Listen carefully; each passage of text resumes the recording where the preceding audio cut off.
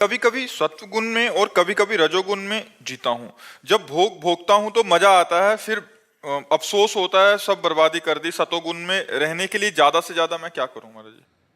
वैसे भोगों में मजा आता है मुझे तो। ये बात बस जैसे नशे में आदमी शराबी नाली में पड़ा मजा लेता है, उसको मजा लगता है। लेकिन देखो ना कितनी घृणित दशा होती शराबी पुरुष की। ऐसे ही वासना का नशा चढ़ गया है, वासना का नशा। इसलिए नहीं उल्टी हो जाए, तुम जिसे मजा कहते हो वमन हो जाए। अपवित्र बुद्धि है, अपवित्र मन है, इसलिए ऐसा अनुभव हो रहा। ऐसा सबको अनुभव होता है, तुम्हें ही नहीं। जब अपवित्र मन होता है, अपवित्र बुद्धि होती तो नहीं तो ऐसे छी, अंदर से ऐसी घृणा हो जाएगी, छी नहीं अब कछुनाथ न चाहे मोरे प्रभु। अब ये गलत मार्ग, ये विषय भोग, ये संसार के सुख नहीं, अब मुझे आप अपना सुख प्रदान करें। जब पवित्र बुद्धि हो जाएगी, अपवित्र मलिन बुद्धि में तो फिर ये सब अच्छा है। फिर अफसोस भी तो होता है बाबा जी कि ये गलत टाइम वेस्ट कर दिया। हाँ, ये उत्तम बात है।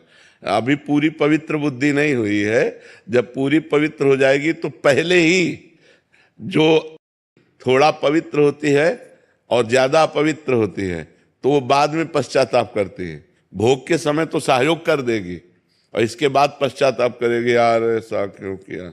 और जो ज्यादा पवित्र होती है, कम अपवित्र होती है, तो भोग की लालसा तो हुई पर वो पहले ही काट देगी, पहले ही उसमें निरर्थक भाव ले आएगी कि यार इसके पहले ले आवे तो काम बन गया। अब पीटने के बाद फिर ज्ञान उपदेश हो तो फायदा क्या हो गया। माया ने पीट दिया, अब बाद में उपदेश हो रहा है, यार ये समय बर्बाद गया, ये व्यर्थ की वासना बढ़ रही है, व्यर्थ का अनुभव बढ़ रहा है संसार सुख का, ये तो बहुत गलत है। पवित्र बुद्धि तो इससे नाम जप बढ़ाओ।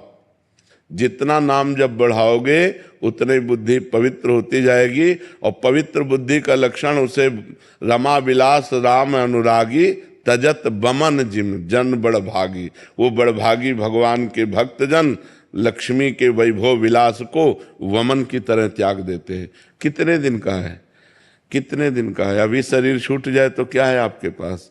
जो भजन किया, जो भगवान का चिंतन किया, जो अच्छे कर्म किए, जो बुरे कर्म किए, वही वो है आपके पास।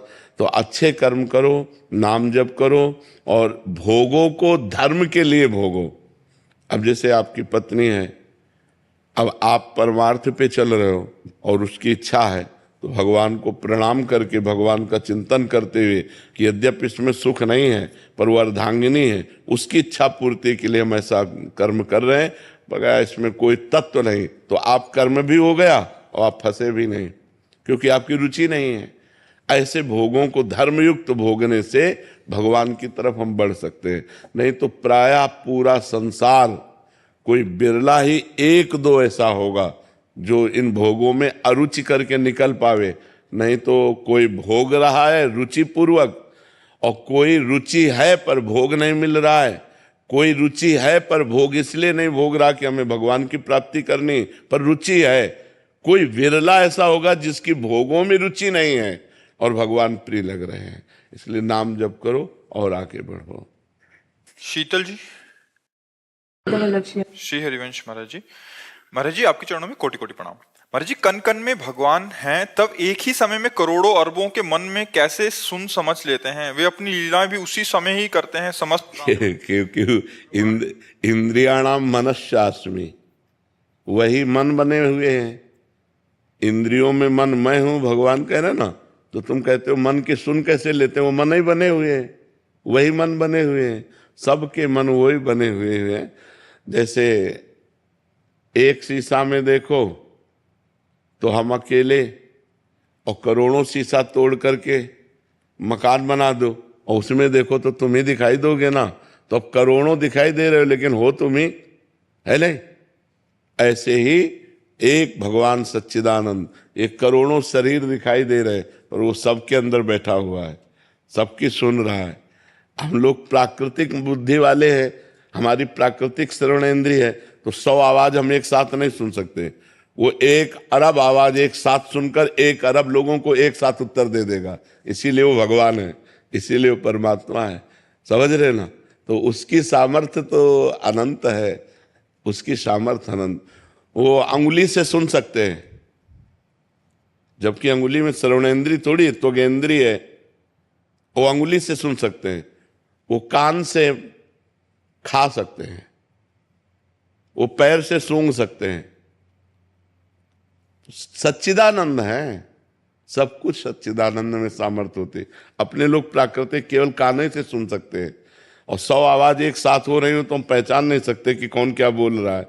वो एक असंख्य लोग बोले एक साथ तो सबको उत्तर भगवान दे देंगे।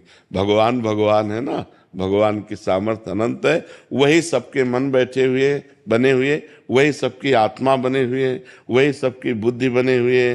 सही पूछो तो वही सब कुछ बने हुए हैं, उनके सिवा कुछ है ही नहीं। तो अपनी बात अपने सुन लेते हैं ना, ऐसे भगवान सबकी बात सुन लेते हैं।